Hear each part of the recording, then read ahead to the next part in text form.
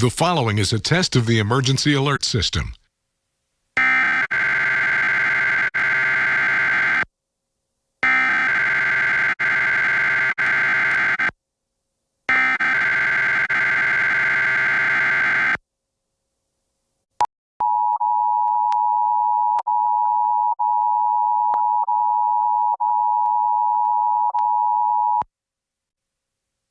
WBNX television is testing its equipment. Had it been an actual alert, the emergency alert system would have provided timely emergency information. WBNX serves the Northeast Ohio area.